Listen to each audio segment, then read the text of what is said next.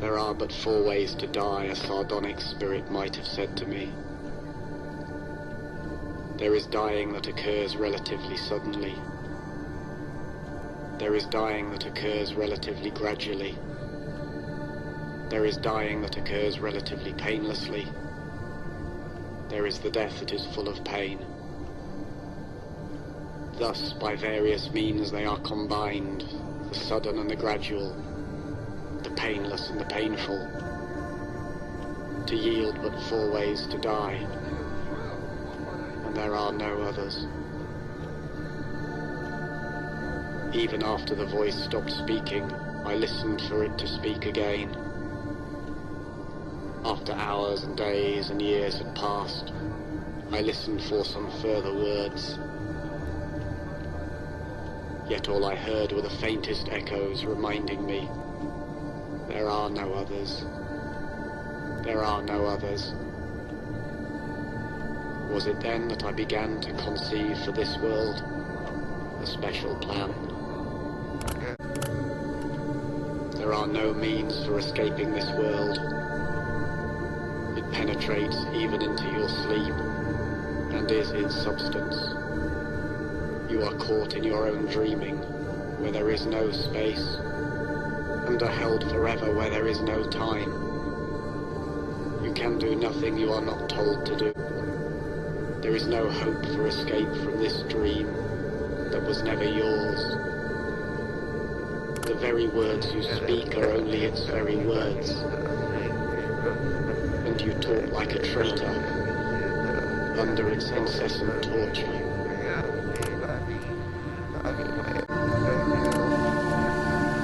There are many who have designs upon this world and dream of wild and vast reformations.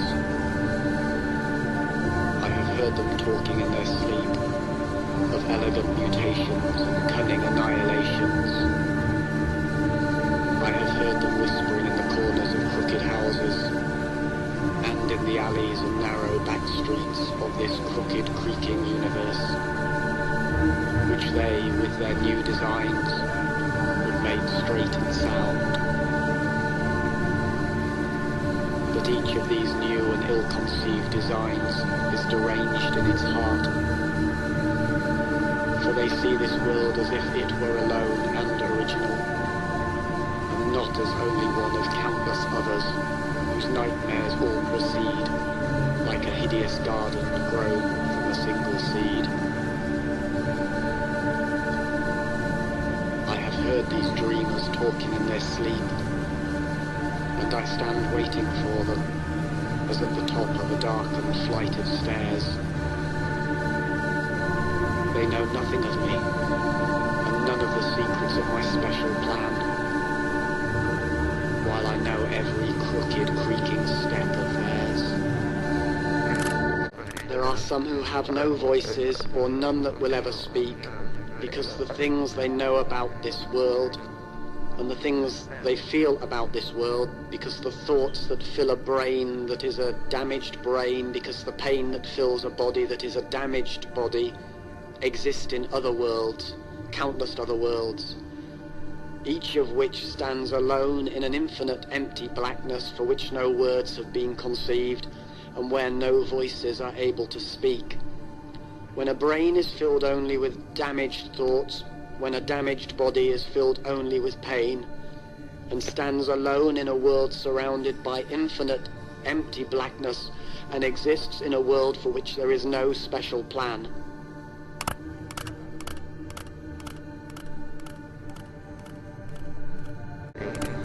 We went to see some little show that was staged in an old shed past the edge of town, and in its beginnings all seemed well.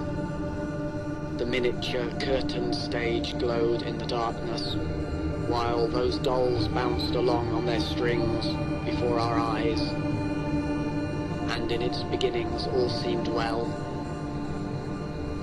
But then there came a subtle turning point which some had noticed, and I was one, who quietly left the show, though I did not, because I could see where things were going, as the antics of those dolls grew strange, and the fragile strings grew taut, with the tiny pullings and tiny limbs.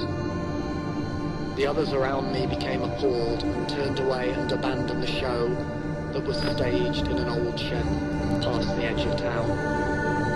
But I wanted to witness what could never be. I wanted to see what could not be seen. The moment of consummate disaster, when puppets turned to face the puppet master.